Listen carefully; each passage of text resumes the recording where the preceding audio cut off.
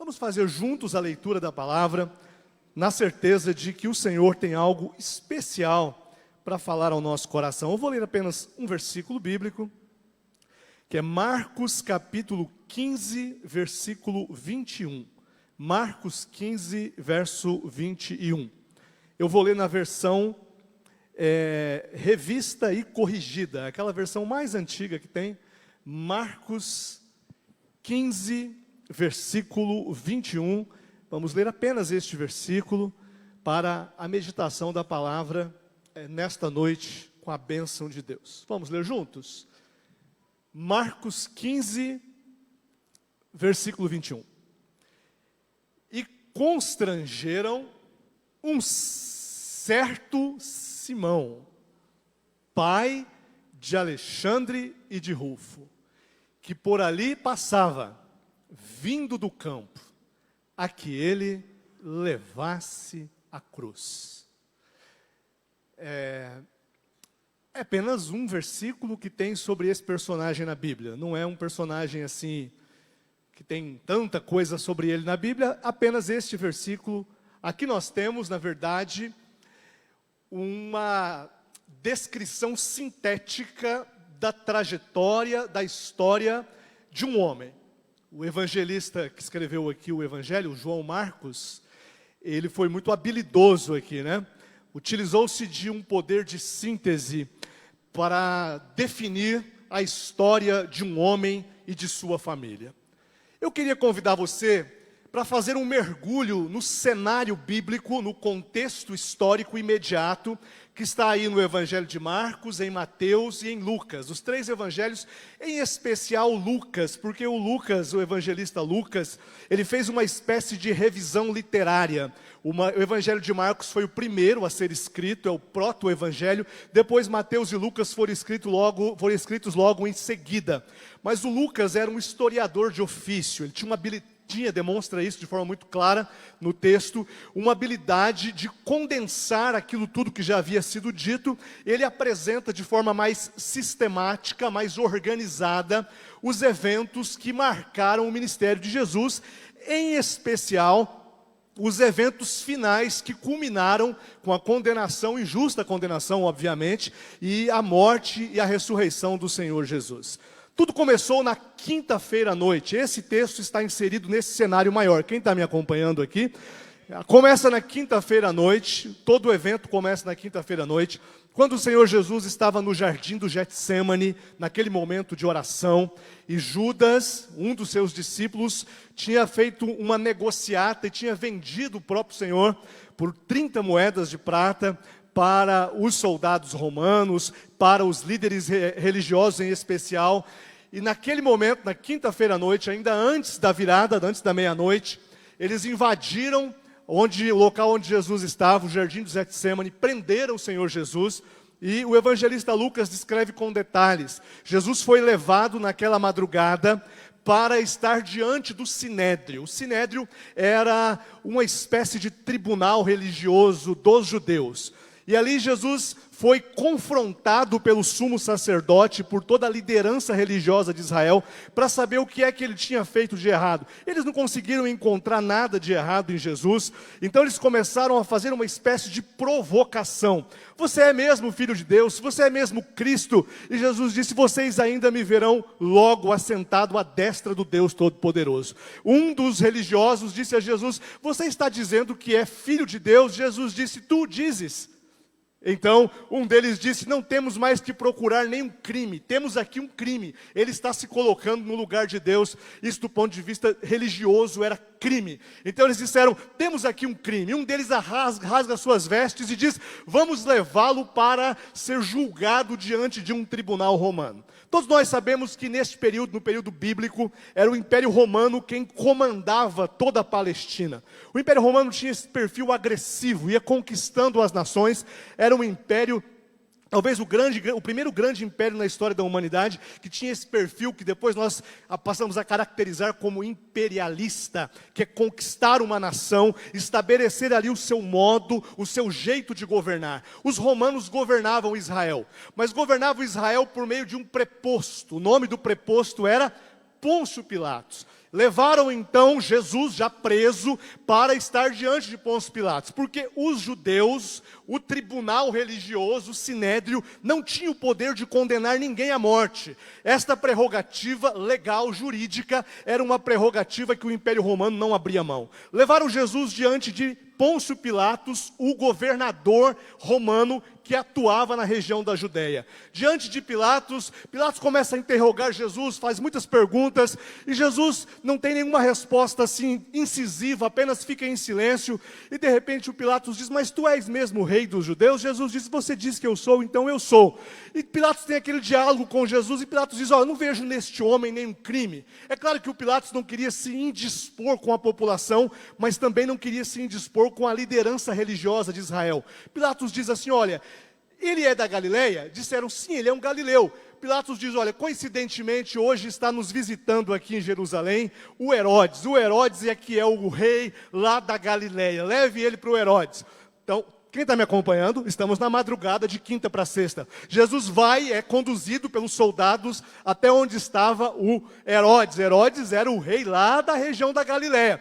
Quando está diante deles, diante de Herodes, o texto diz que Herodes se alegrou muito, porque embora Jesus morasse na região da Galileia, nunca tinha se encontrado pessoalmente com Herodes. Naquele momento o Herodes começa a conversar com Jesus, Jesus não responde absolutamente nada, ele pediu a Jesus que fizesse um milagre, e Jesus não fez nada, não atendeu nenhum pedido dele, e ele começa a zombar de Jesus, coloca um manto, como se fosse um manto real, e diz aos soldados: leve ele de volta para o Pilatos. Quem está me acompanhando?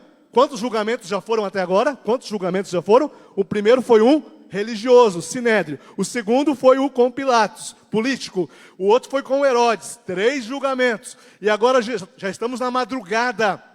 Jesus é conduzido novamente para o pretório, onde estava o governador Pôncio Pilatos. Levado diante de Pilatos novamente, as autoridades de Israel, estou falando dos anciãos, dos escribas, eu estou falando de toda a cúpula religiosa de Israel, chegam diante de Pôncio Pilatos e diz ao governador romano: olha, ele está aqui, este homem, e ele blasfemou contra Deus, e ele é contra o Império Romano, ele proíbe que os cidadãos israelenses paguem impostos ao rei que é César. Eles inventam ali muita mentira, muita coisa falsa, mas de repente o Pilatos diz assim: mas eu não tenho nada a ver com a religião de vocês. Olha aqui para mim, quem está me acompanhando, os romanos não condenavam ninguém à morte por questões religiosas.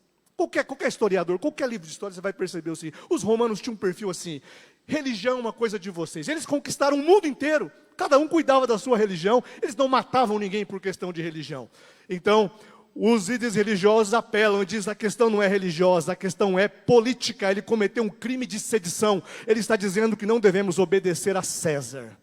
Ao dizer isso, eles trazem uma questão religiosa para o campo da política. E aí o Pilatos, como representante do Império Romano, tinha que tomar uma decisão. Ou ele absolvia Jesus e ia ser acusado depois de ter protegido alguém que tinha cometido o crime de sedição, ou ele atuava contra Jesus. Todos estão me acompanhando? É um julgamento de mentira. Até aqui nós temos um julgamento eivado de ilegalidades. Inclusive porque todos os historiadores são unânimes ao dizer que o sinédrio não funcionava à noite. Então o julgamento tem um erro de causa. Ele tem um erro, não sou advogado, mas tem muitos aqui que devem ser, que entendem disso. Então o início do processo já estava ilegal, porque não podia trabalhar, não podia funcionar à noite, e o sinédrio tinha funcionado à noite para fazer a primeira condenação. Então o Pilatos estava morrendo de medo, ele não queria fazer aquilo, mas era um homem também assim, sabe aquele homem, aquela pessoa que trai a própria consciência, porque a consciência dele dizia: eu não devo condenar este homem. Ele dizia: eu não quero condenar este homem. Mas sabe aquelas pessoas, aqueles líderes que não conseguem ser fiéis à sua própria consciência? Sabe aquela pessoa que tem medo de valorizar os seus próprios princípios? Aquele cidadão que nega os seus próprios valores. Esse foi o Pilatos. Ele diz assim: eu não queria condenar, minha mulher teve um sonho com este homem, ele é inocente. E daí os judeus dizem assim: não, solte o Barrabás, esse preso que também vai ser condenado, e prenda e condene Jesus, chamado Cristo. E o Pilatos tem um ato assim absolutamente covarde. Ele pede para trazer uma bacia com água. Trouxeram uma bacia com água e uma toalha. E ele pega e lava as mãos e diz assim: eu estou condenando porque vocês querem, eu não quero carregar o sangue deste homem sobre a minha vida, e faz o que vocês quiserem com ele. Ali foi lançada a condenação de Jesus. Quem está me acompanhando? Nós estamos falando de 4 julgamentos. Erga um pouquinho mais meu microfone, por favor, se vocês puderem fazer essa gentileza, para eu aguentar aqui. Agradeço, tá bom? Obrigado, gente. Eu controlo aqui daí. Temos aqui agora uma condenação. Jesus já estava condenado. E agora começa um processo que era o processo comum das mortes de cruz. Uma pessoa, uma vez condenada à morte de cruz, ela sofria grandes humilhações, e nós conhecemos as humilhações que Jesus sofreu quando lemos os evangelhos. A pessoa era levada a um lugar de tortura. Quem está me acompanhando aqui? Jesus foi levado a um lugar, chamava-se poste de tortura. Porque aquele preso que era condenado à pena capital era a morte, e a morte de cruz era a morte mais comum naqueles dias, como em alguns estados americanos ainda hoje tem a morte por cadeira elétrica, tem esses tipos de mortes cruéis, penas de morte. No mundo antigo, especialmente naquela região da Palestina, onde os romanos comandavam, a morte mais comum, a pena de morte, era a morte de cruz. Jesus foi levado para o poste da tortura. Naquele poste da tortura, a pessoa que estava presa ali, o condenado, que dali ele ia para a cruz, ele recebia 39 chicotadas nas costas. Na verdade, a lei romana dizia que era permitido 40 chicotadas. Lembra que o apóstolo Paulo fala: eu tomei 40 chicotadas menos uma? Quem lembra disso? Porque o chicote chamado azorrague era um chicote que tinha 12 pontas. 12 pontas. Em cada uma das pontas tinha pedaços de osso e pedaços de chumbo. Quando batia nas costas do prisioneiro, que estava sem roupa, o osso rasgava as costas e o chumbo batia e puxava e saía pedaços de carne com muito sangue. Era uma cena horrível, dantesca, e as pessoas ficavam ali vibrando com aquilo tudo. Então, os romanos davam 40 chicotadas menos uma, para não correr o risco do prisioneiro morrer antes da crucificação. Jesus passa por esse período de tortura. Quem está me acompanhando? Estamos na madrugada de quinta para sexta. Jesus passa por esta série de torturas, e ele já está absolutamente fragilizado. Então, já no final, amanhecendo o dia, depois de passar uma noite inteira acordado, de julgamento em julgamento, já ferido depois das 40 chicotadas, Jesus foi enviado para o local da crucificação. A crucificação, os romanos faziam crucificações exatamente nos lugares mais visíveis. As vias públicas eram cheias de cruzes, nas principais avenidas, porque a morte de cruz era muito popular naquela época. Os romanos, não foram eles quem inventaram a morte de cruz. Quem inventou a morte de cruz, quem tornou isso um fato político e jurídico, foi especialmente o Império Macedônico, lá do Alexandre o Grande. Depois o Império Macedônico caiu, o Império Grego conquistou, virou o Império Greco-Macedônico, e depois os romanos conquistaram o Império Grego e assimilaram a cultura dos gregos, virou lá o Império Greco-Romano, e os romanos então popularizaram esse tipo de morte. Mas tinha uma peculiaridade no caso de Jesus. Sabe qual é? Os judeus consideravam a morte de cruz algo maldito. Maldito é aquele que morre no madeiro. Então, os judeus não permitiam que ninguém morresse na cidade. Quem está me entendendo? A morte era fora dos portões da cidade. Eu sei que aqui, possivelmente, muitos irmãos já foram a Israel, já estiveram em Jerusalém. Todas as vezes que nós vamos, eu fui algumas vezes levar caravanas e tal, eu sempre gosto de, quando a gente vai a Israel, deixo para os últimos dias da viagem, fazer o trajeto a pé, lá do pretório até o local da crucificação, até o Monte Calvário, que ficava fora da cidade de Jerusalém, fora dos portões da antiga cidade. A gente faz, assim, nos dias de hoje, a gente faz a pé aquele trajeto. É um trajeto que demora em torno de 20 minutos, 25 minutos a pé. Jesus, como qualquer outro condenado, tinha que sair com o varão da cruz. Quem está me acompanhando? Colocava o varão da cruz nas costas. Essa era a instrução romana. E ele tinha que levar a própria cruz até o local da crucificação. Aqui vocês vão entender o texto. Aqui vocês vão entender o texto. Estou até agora para chegar no texto, hein? Nem comecei a pregar ainda, pastor Rangel. Que hora que vai terminar isso hoje, hein? Deus o livre. Fala um misericórdia aí.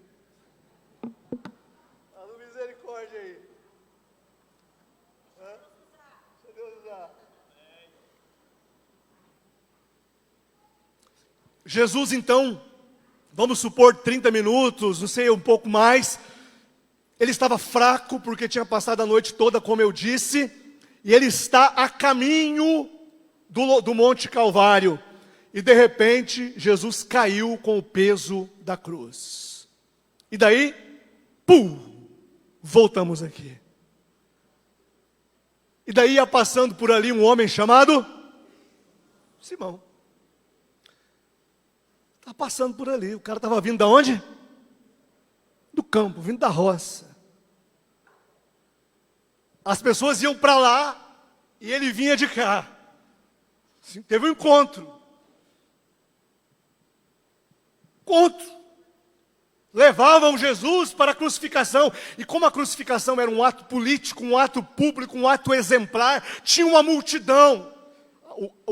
O evento da crucificação reunia uma multidão. Tinha muita gente, muitos curiosos. Tinha os transeuntes, não é? Quem são os transeuntes, né? Quem sabe quem é o transeunte? É aquele que está ali, sabe? Está caminhando, está sem compromisso. O cara que está andando para lá e para cá, ele está vendo o movimento, ele não tem nada a ver com aquilo, mas ele está ali. Está ali. Ele não é nada ali, mas ele está ali. Muita gente. Maria, mãe de Jesus, caminhou até o fim perto do filho. É isso que a Bíblia diz. Os discípulos tinham ido para onde, a maioria deles? Todos. O Judas tinha traído o Pedro, tudo na mesma noite. O Pedro tinha negado 3 vezes, os outros tinham escapado para algum lugar. Tinha muita gente ali, ia passando um homem, e os soldados romanos olharam para ele e disseram o que para ele? Você carrega a cruz. Você carrega a cruz. Se eu estou no lugar deste homem, sabe o que eu teria dito, pastor Rangel? Qualquer um aqui eu acho que diria: eu? Por que eu? Repete comigo: por que eu? Esse é o tema da mensagem desta noite. Por que eu? Por que eu? Quem quer ouvir a resposta para o porquê eu? Primeiro, vou te perguntar para vocês, concordam que essa é uma pergunta pertinente? Quem acha que é uma pergunta pertinente? Uma multidão, os amigos de Jesus, as pessoas que foram curadas, o paralítico que foi curado, todo mundo está ali. E quem que é escolhido para carregar a cruz? Simão Sirineu. Por que eu? Por que eu? A minha palavra nesta noite é essa. Eu quero compartilhar esta palavra com você. Por que eu? Porque às vezes essa é a pergunta que você faz. Tinha tanta gente, por que Deus escolheu eu para fazer isso na obra? Porque na igreja eu tenho esse ministério.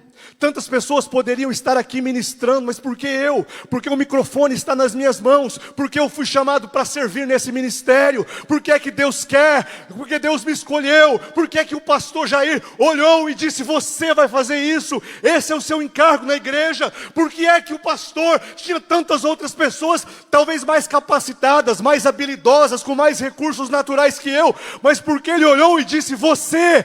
Muitas vezes essa é uma questão que brota em nosso coração. Porque Deus me escolheu. Tem tantas pessoas às vezes mais capacitadas, tem às vezes pessoas que têm mais habilidade, mais traquejo para aquilo, mas por que eu? Por que eu? Repete comigo ali, ó. Ia passando por ali um certo, diga comigo, um certo Simão. Não é o Simão, filho de fulano, filho de ciclano, não. Não é o Simão que descende da aristocracia judaica. Não é o Simão que tem raízes na elite agrária daquele mundo antigo. Não é Simão que faz parte de uma elite econômica daquele momento. Não é Simão, um homem que tem uma formação acadêmica, cultural, admirável. Não é Simão, um homem que todos olhassem e dissessem, ele tem um pedigree religioso, ele é um fariseu, ele é um escriba, ele recebe do Estado de Israel para manusear corretamente a lei judaica. Não é um religioso para quem todos olhassem e dissessem, está aí um homem digno de ser admirado. Não é. O texto bíblico diz, e passava por ali um certo Simão. Por que eu? Você tem liberdade, quem está do teu lado aí? Fala, porque Deus usa pessoas comuns. Essa é a primeira resposta. Por que eu? Por que eu? Porque Deus usa pessoas comuns. Sabe por que você que está fazendo a obra de Deus? Sabe por que você está servindo no ministério de louvor? Sabe por que você está servindo nas células? Sabe por que Deus colocou você para servir em qualquer ministério desta igreja? Na mídia, nos outros ministérios da diaconia? Sabe por que Deus colocou você? Porque Deus usa pessoas? Eu, você, todos nós. Deus olha de forma especial para cada um de nós. Aleluia! Louvado seja Deus! O projeto de Deus é um projeto inclusivo. Quem pode dizer amém? Inclusivo não na linguagem contemporânea de inclusividade, não é nesse sentido que eu estou dizendo. É inclusivo no sentido de que no reino de Deus tem espaço para todo mundo. O apóstolo Paulo diz, porque para Deus não há judeus e nem gentios, não há homens e nem mulheres, todos são absolutamente iguais. Deus quer usar pessoas, Deus usa você, Deus chama você. Se você é uma pessoa que tem uma cultura muito elaborada, amém, você é bem-vindo ao reino. Se você é uma pessoa que tem uma formação acadêmica admirável, amém, você é bem-vindo, tem lugar para você no reino. Se você é uma pessoa que mal foi alfabetizada, que tem dificuldade, Deus está dizendo, vem para cá, você é bem-vindo ao reino. Se você é uma pessoa que tem muitos bens materiais, tem riquezas, amém, seja bem-vindo ao reino, deixa Deus usar a tua vida. Se você não tem riquezas, não tem bens materiais, mas você diz, eu amo a Deus, bem-vindo ao reino, tem lugar para você no reino. Deus usa pessoas comuns, e Deus transforma pessoas comuns em incomuns, pessoas ordinárias em extraordinários. Deus transforma em improváveis em imparáveis. Xandarabacantalamaias. Deus usa pessoas comuns, improváveis. Amém ou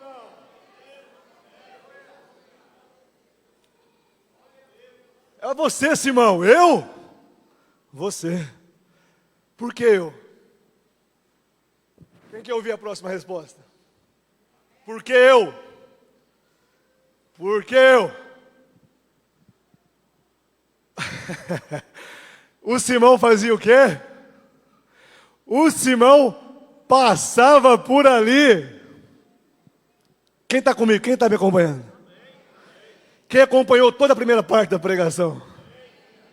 Que horas que foi a crucificação de Jesus? Segundo o texto bíblico. Às 9h da manhã. Que horas que aconteceu isso aqui, mais ou menos, na opinião de vocês? Eu penso 8h30.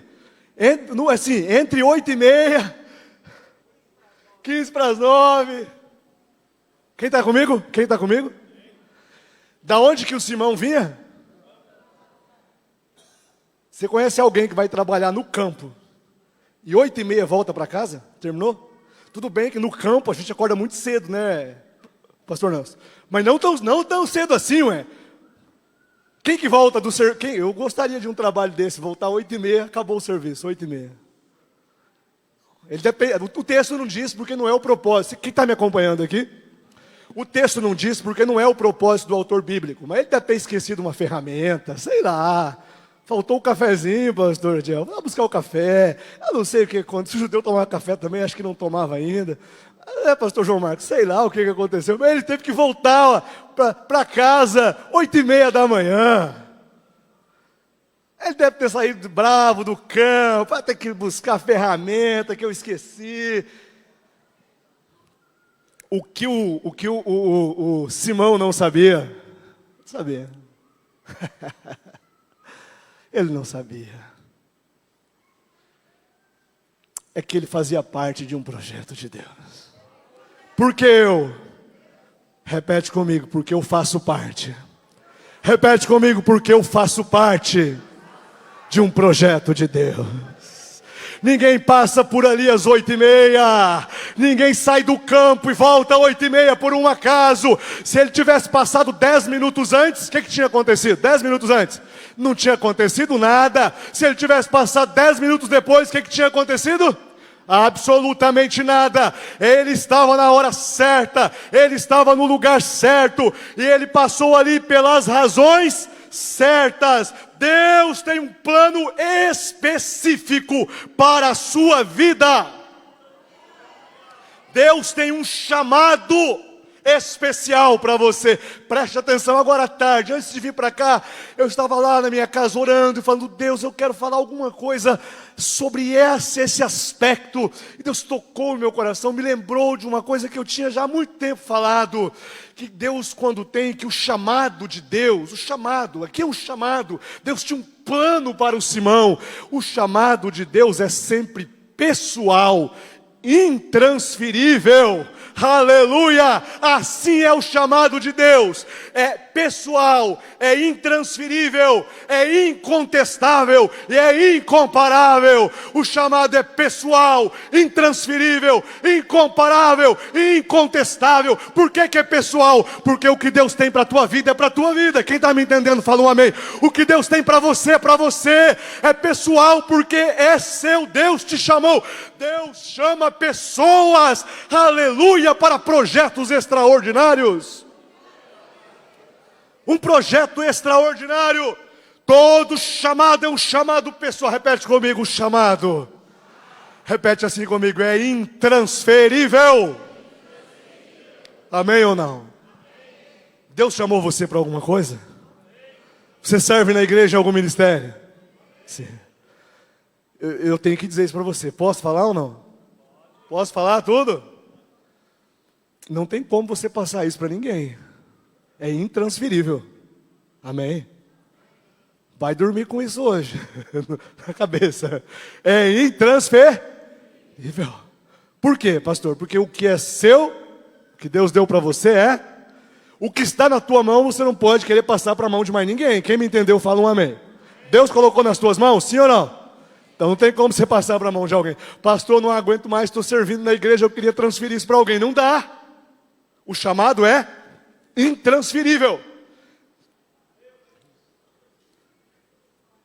E sabe por que o chamado é incontestável? A Bíblia diz que é como a voz de muitas águas. Aleluia! A Bíblia diz, Deus falou, é como a voz de um trovão.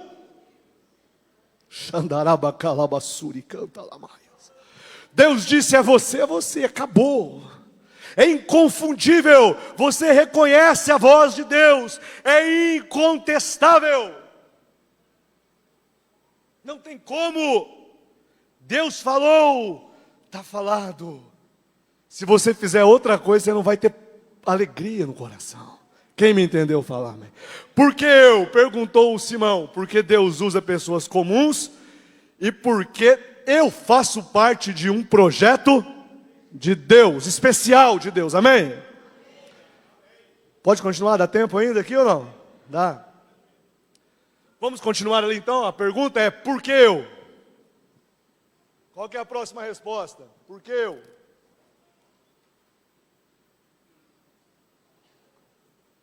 Por que eu? Tudo com base no versículo, vamos lá juntos. Vocês me ajudam aí, na interpretação.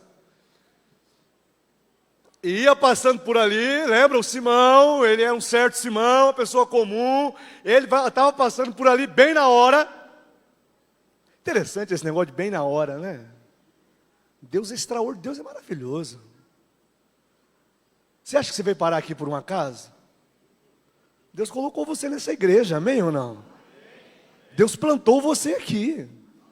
Você está achando que é porque eu escolhi. Não, tudo bem, teve uma escolha sua, não estou dizendo que não teve.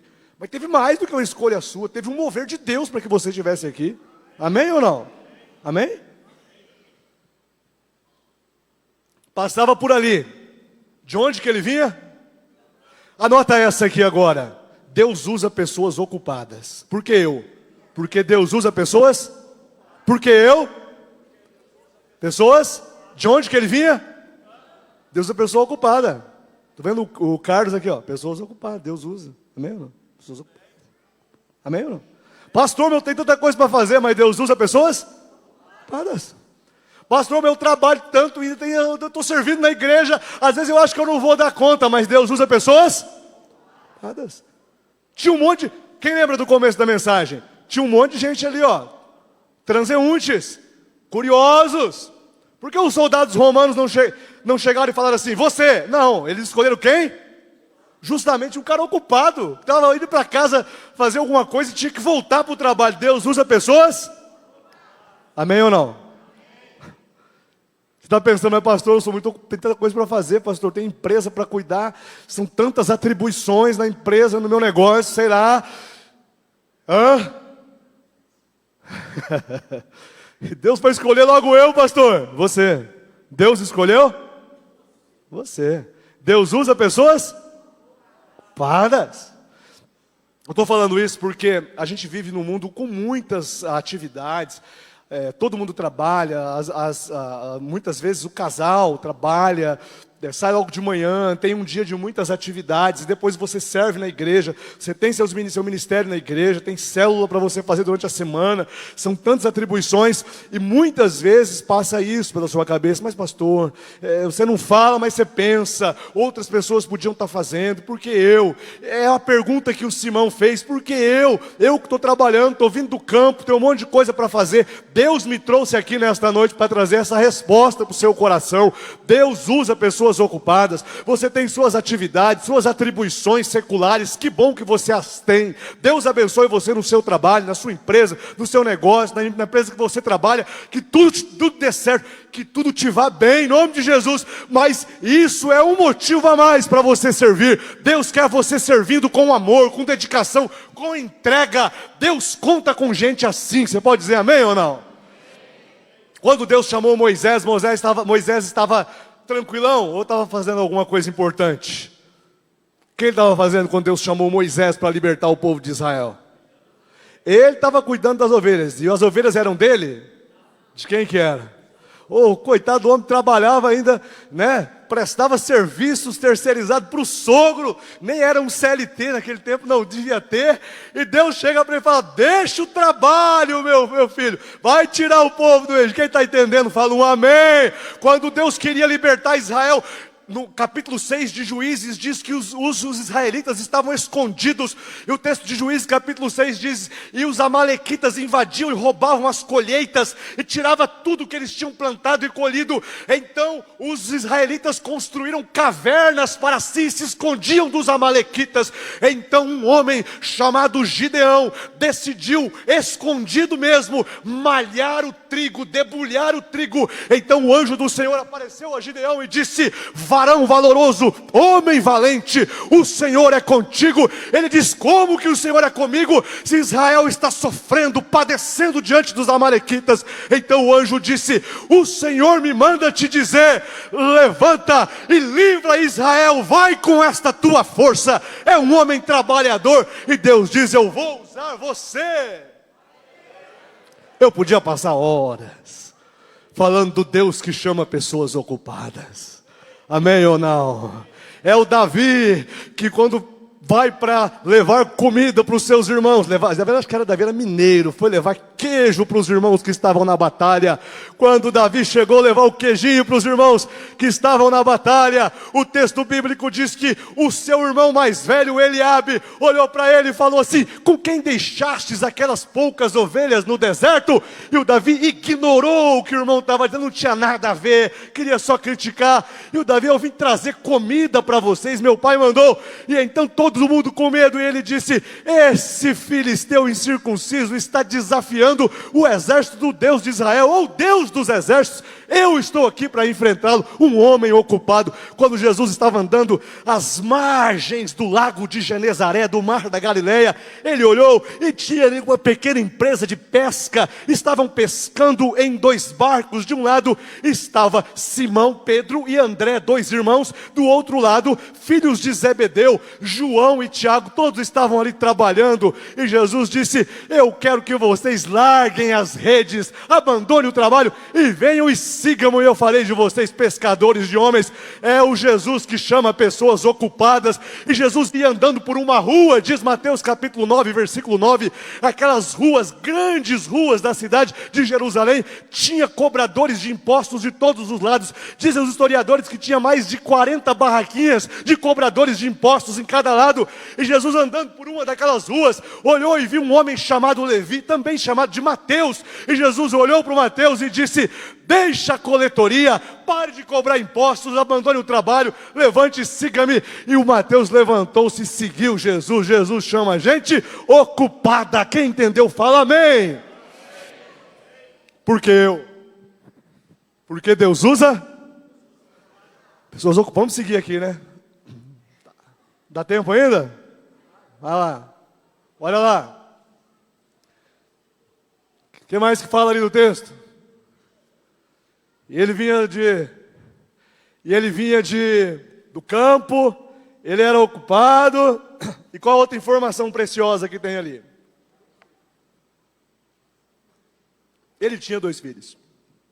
Essa é a informação. E ele era pai de quem? Do Alexandre e do Rufo. Veja. Essa informação é importante porque eu quero trazer um outro princípio aqui para abençoar o teu coração.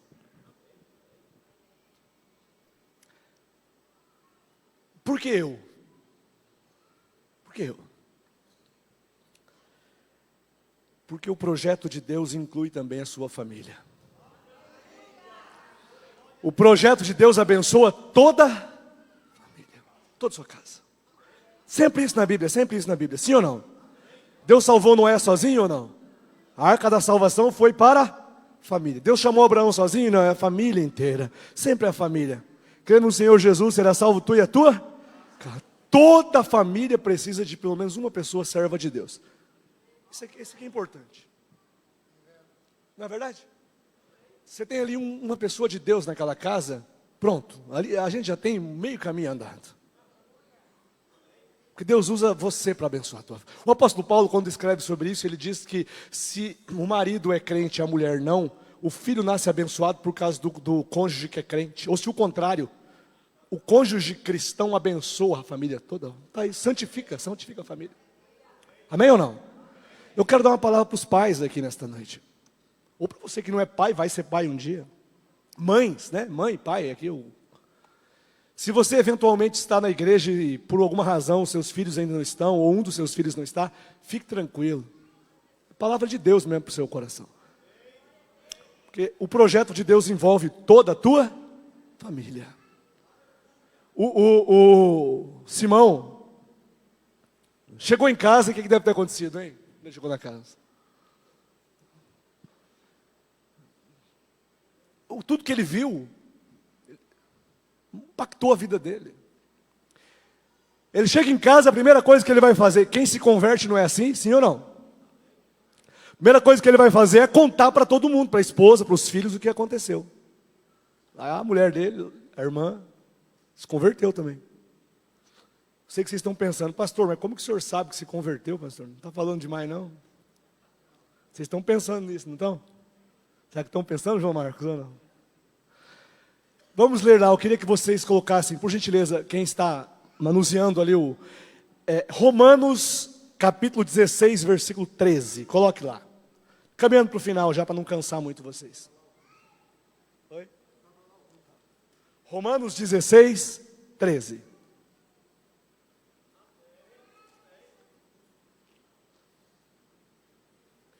Tem outra tradução que eu gosto mais, que é a tradução revista e atualizada. Aquela ali é a revista e corrigida. Aí. Ó, quem está me acompanhando aqui? Quem está me acompanhando? Estão comigo ainda ou não? Sim. Aconteceu isso com o Simão. Demorou 35 anos para ser escrito o primeiro evangelho, que foi o Marcos. Quando o Marcos falou do Simão, já tinha passado 35 anos. Simão tinha morrido, muito provavelmente. Quando o apóstolo Paulo vai escrever a carta aos Romanos, já tinha passado um pouco mais de 35 anos. Está me acompanhando? Então o apóstolo Paulo, ele tinha, todas as cartas de Paulo têm esse perfil. No final da carta ele manda uma saudação. Um ósculo santo, um abraço, não é um abraço que não era a linguagem dos judeus, mas uma saudação. E ele diz aqui, ó, eu estou mandando uma saudação para quem? Rufo. Todos os comentaristas bíblicos, estudiosos, todos unanimemente, ainda ontem eu li, William Hendrickson, que é um dos comentaristas mais conceituados do Novo Testamento, ele diz, o Rufo deste texto é o Rufo, filho do Simão Cirineu. Eleito no Senhor, crente, ó, crente. Manda um abraço para ele. E para quem mais? O que a irmã, mulher do Simão Cirineu, depois de muitos anos, o que ela se tornou? Mãe de Paulo. Paulo dizia, é uma mãe para mim, a mulher me trata bem, eu estou visitando aí, ela me recebe, é uma bênção na minha vida. Amém ou não? Eu vou terminar já. Terminar com o último princípio nesse texto. Por que eu? Porque tudo que eu faço está sendo construído um legado. Por que eu? Porque as minhas ações produzem legado. Extraordinários legados. A qualidade do meu relacionamento com Deus determina o legado espiritual que eu vou deixar. Amém ou não?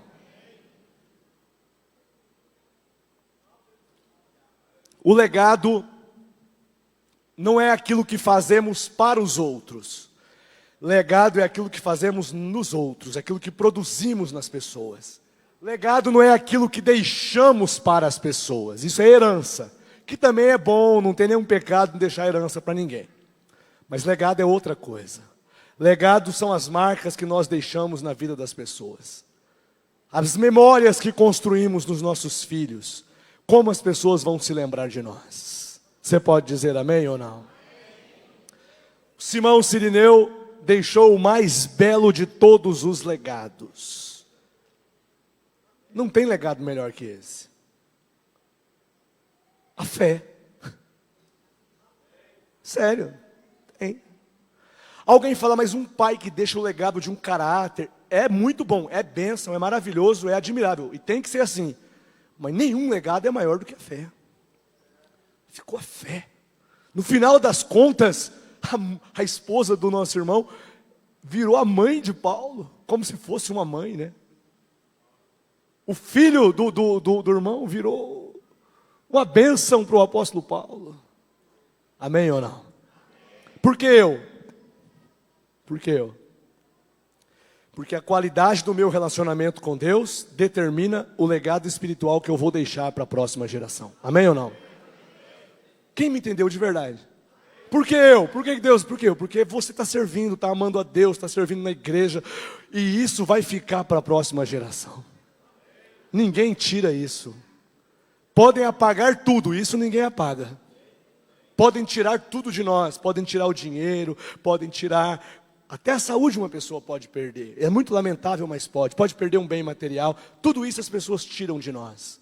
Mas uma coisa não podem tirar de nós. Ninguém pode. O nosso relacionamento com Deus. E as marcas que deixamos nas outras pessoas. Eu queria parar, mas eu não consigo parar. Não posso, eu tenho que falar isso. Tenho que falar. Eu tenho que falar. Os nossos filhos estão vendo se a gente ama a igreja. Tem. Isso fica. Por que eu? Porque quando eu amo a igreja, eu amo a obra de Deus, eu me dedico às coisas de Deus. Os nossos filhos estão vendo, as pessoas estão vendo. Quando você faz e você acha que ninguém está vendo, você fala, ninguém viu o que eu estou fazendo. Primeiro que não é verdade que Deus está vendo. Primeira coisa. Mas não é só isso, não. Deus está vendo e ponto. Mas tem outra coisa, as pessoas estão sempre nos observando.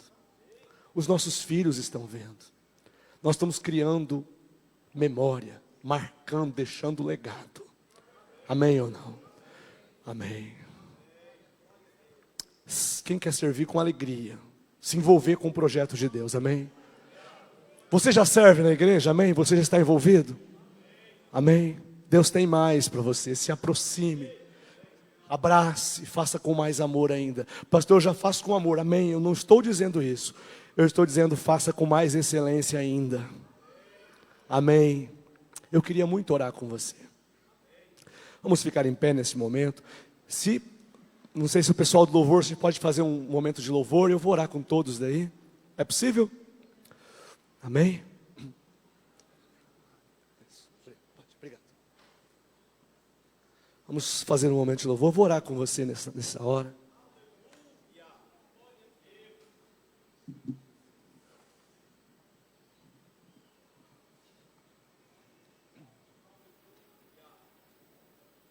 Feche os seus olhos neste momento, eu queria orar com você. Por que eu? Porque Deus usa pessoas comuns, porque eu faço parte de um projeto de Deus. Por que eu? Porque Deus usa pessoas comuns, porque eu faço parte. Olha, ficou bonita a fotinha minha ali, hein?